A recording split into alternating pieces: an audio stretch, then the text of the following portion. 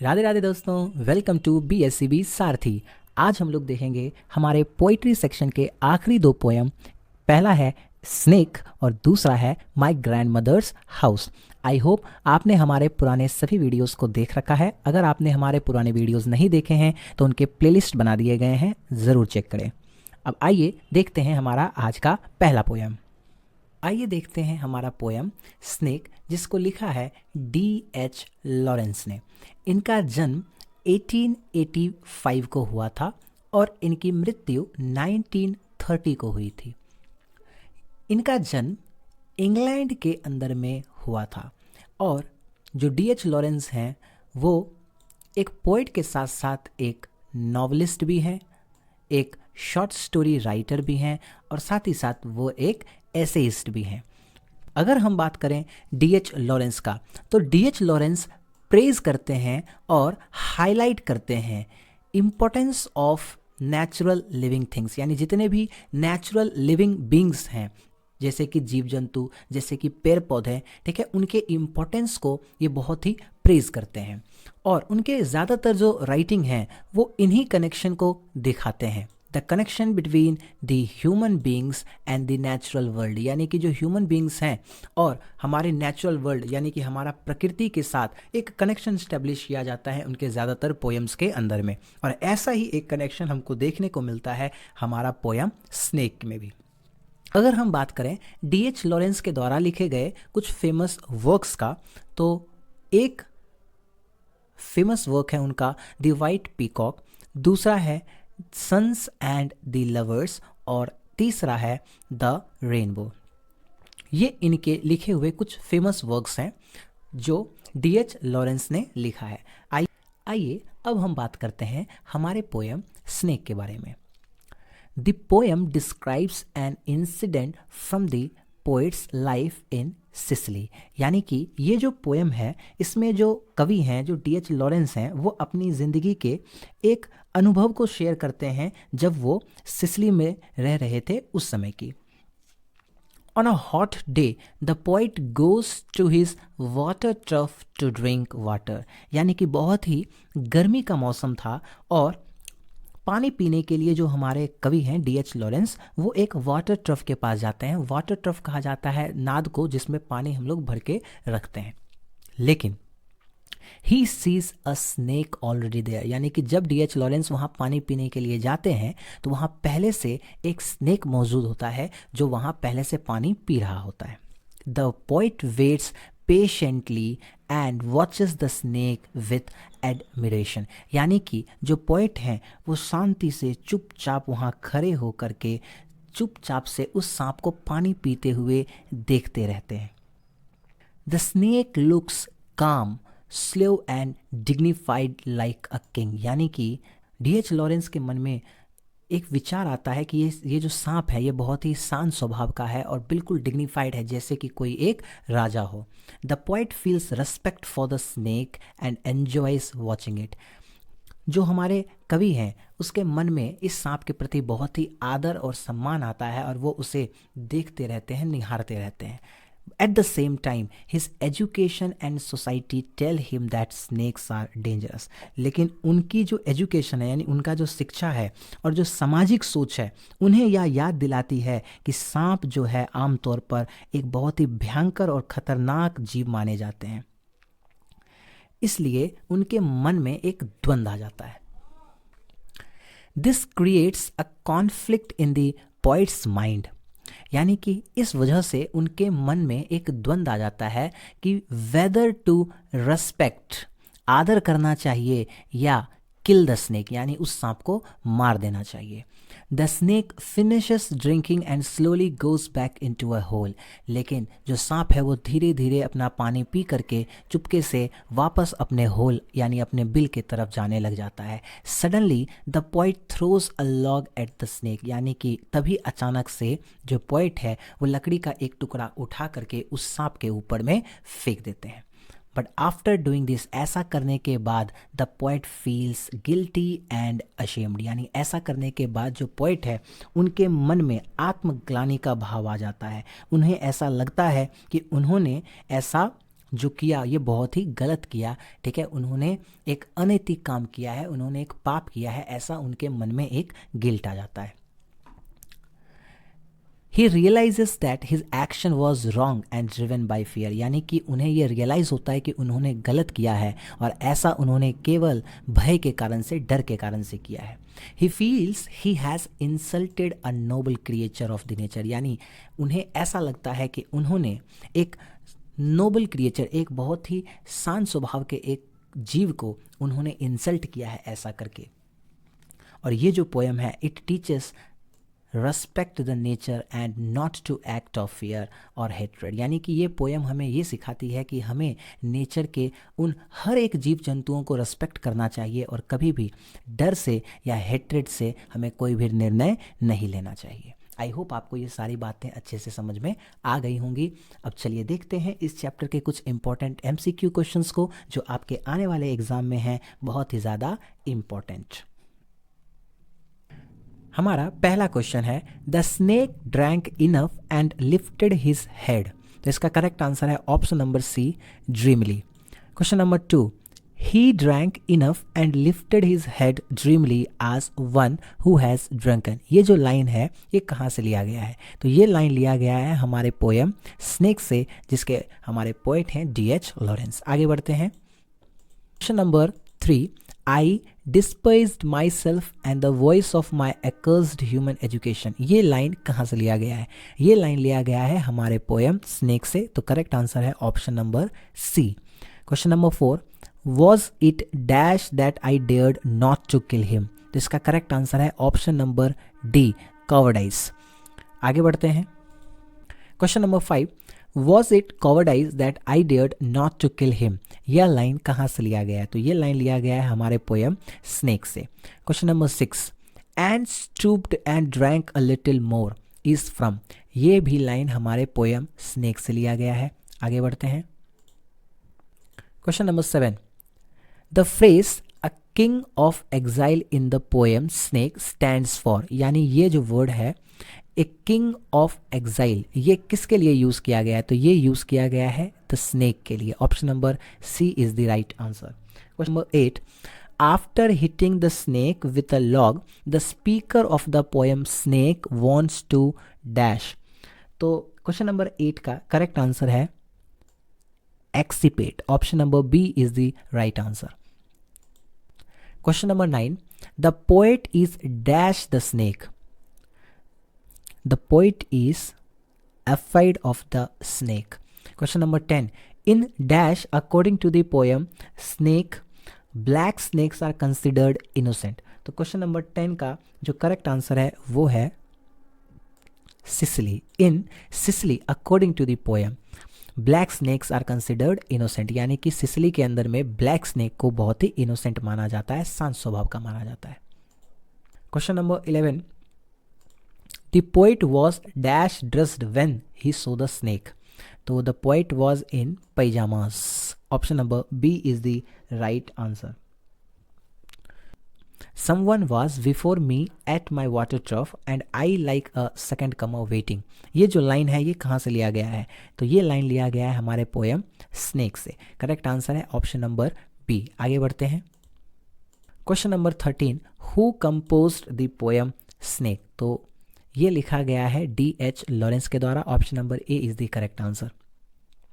Question number 14, D.H. Lawrence was a fiction writer, a poet, a short story writer, तो इसका correct answer है all of these.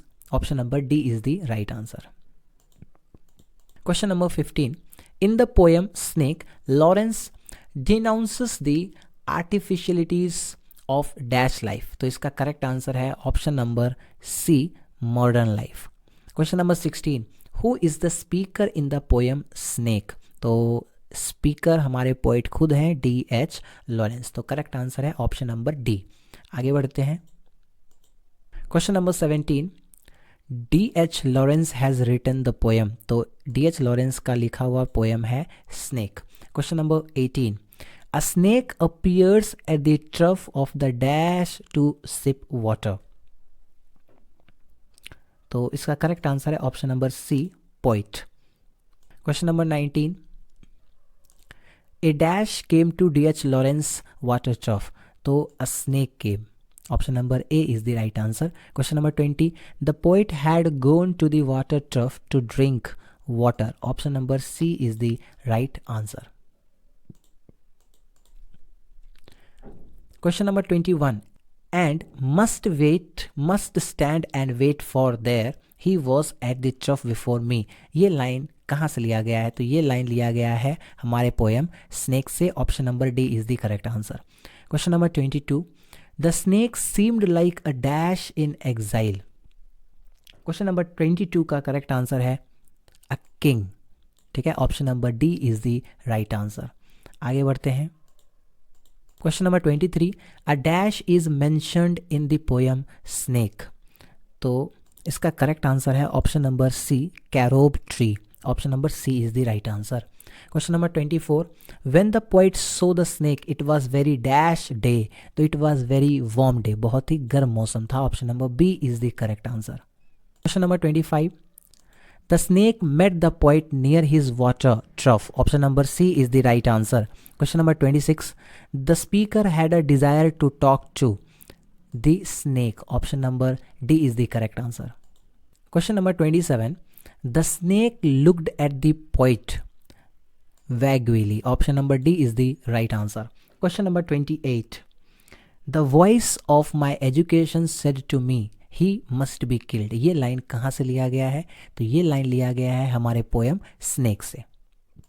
Question number 29, he lifted his head from his drinking as cattle do, ये line लिया गया है the snake से और इसके हमारे पोइट हैं DH लॉरेंस, तो ऑप्शन नंबर बी हो जाएगा correct answer.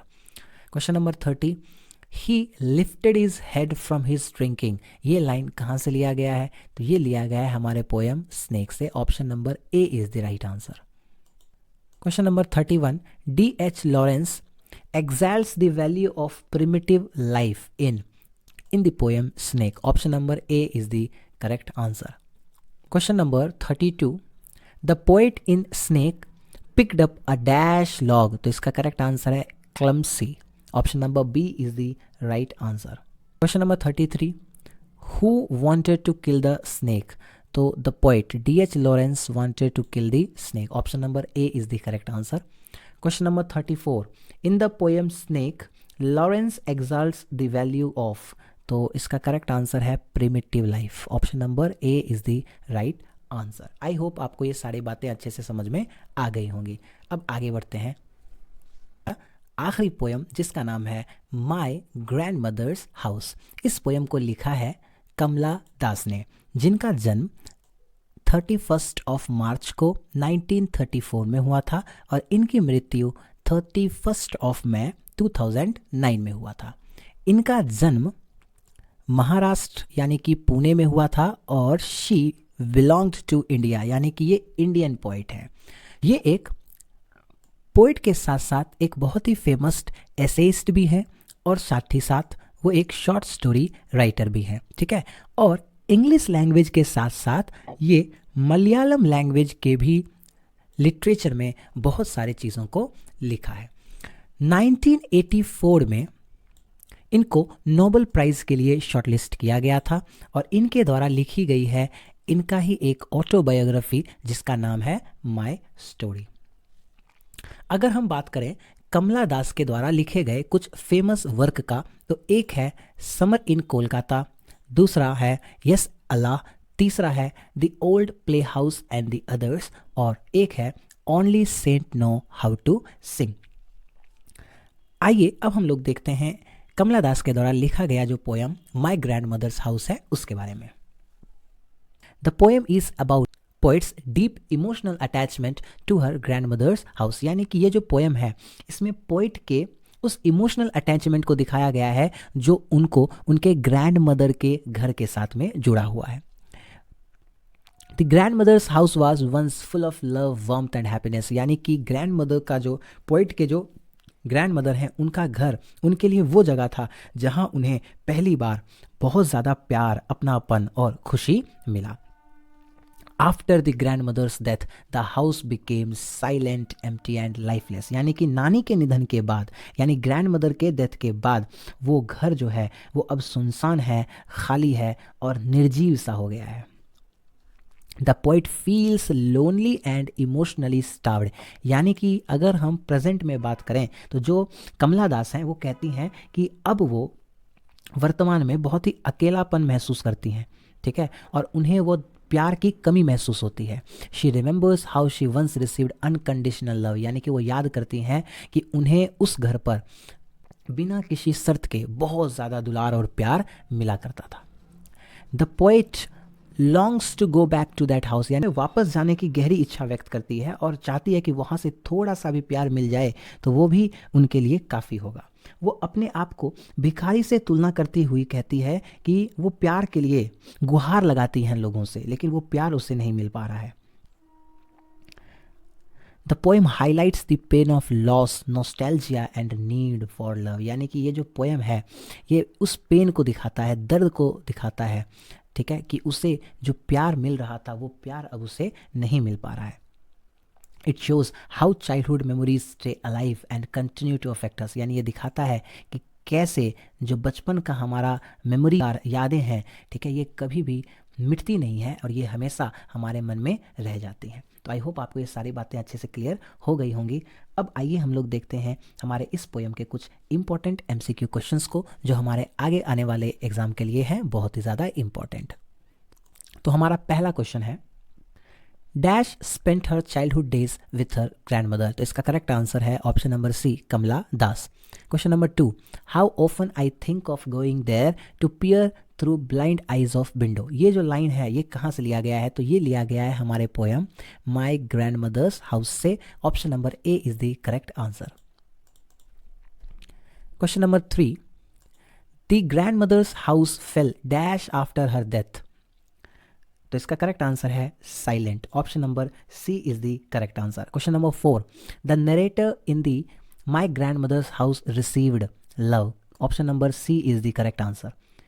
Question number 5, Kamala Das has earned a respectable place in both English and dash literature। तो इसका करेक्ट आंसर है Malayalam literature. Option number B is the correct answer. Question number 6, summer in Calcutta is a collection of poem written by. तो इसका correct answer है option number A, Kamala Das. Question number 7, Kamala Das was born in 1934। Das का जन्म 1934 में हुआ था। Question number 8, which figure of speech has been used in my grand mother's house. तो इसका करेक्ट आंसर है ऑप्शन नंबर डी। आगे बढ़ते हैं। Question number 9, the speaker of my grand mother's house is proud of. तो इसका correct answer है her grand mother's house. Option number B is the right answer. Question number 10, when did the speaker of my grand mother's house live with her grandmother during her childhood. Option number A is the correct answer. Question number 11, my grand mother's house was published in the year. तो इसका correct answer है option number C, 1965। Question number 12, my grand mother's house is. तो इसका correct answer है, ये एक lyric है। Option number D is the right answer. Question number 13, during her childhood the speaker of my grand mother's house lived with. तो इसका correct answer हो जाएगा option number A, grandmother. Question number 14, my grand mother's house published in. तो इसका correct answer है summer in Calcutta. Option number B is the right answer. Question number 15, who composed the poem my grand mother's house. तो ये लिखा गया है कमला दास के द्वारा। Option number A is the right answer. Who is the speaker in the poem my grand mother's house. तो इसका correct answer है option number B, Kamala Das. Question number 17, Kamala Das has written the poem. तो कमला दास के द्वारा लिखा गया है हमारा poem my grand mother's house. Option number C is the right answer. Question number 18, Kamala Das is an dash poetess. तो इसका करेक्ट आंसर है Indian poetess. Option number B is the right answer. Question number 19, who wrote the old playhouse and the other poem. तो ये भी लिखा गया है कमला दास के द्वारा। Option number D is the right answer. Question number 20, Kamala Das remembers the happy days spent in the sweet company of her grandmother. Option number A is the correct answer. Question number 21, she noticed a dash behind the door of the bedroom, तो option number C is the right answer, dog. Question number 22, the house went into silence due to the death of, option number A women. Question number 22 का correct answer है option number A women. Question number 23, my grand mother's house is an dash poem by Kamala Das, तो question number 23 का जो correct answer है वो है autobiographical, option number B is the right answer. The poets in my grand mother's house begs at dash doors, तो question number 24 का correct answer है strangers door. Question number 25, there is a house now far away once I received love, यह line कहाँ से लिया गया है, तो ये लिया गया है my grand mother's house, option number C is the correct answer. Question number 26, behind my bedrooms door like a brooding dog, ये किन के द्वारा लिखा गया है, तो ये लिखा गया है option number B Kamala Das के द्वारा। Question number 27, snakes were seen among dash in my grand mother's house, तो इसका करेक्ट आंसर है books, option number B is the right answer. I hope आपको ये सारी बातें अच्छे से समझ में आ गई होंगी। अगर आपको ये वीडियो पसंद आया तो वीडियो को लाइक करें, एक प्यारा सा कमेंट लिखें और इस वीडियो को ज़्यादा से ज़्यादा शेयर करें। अगर आप चैनल पर नए हैं तो चैनल को सब्सक्राइब कर लें और बेल आइकन को प्रेस कर लें ताकि हमारे द्वारा अपलोड किए गए सारे वीडियोज़ आप तक मिले जल्द से जल्द।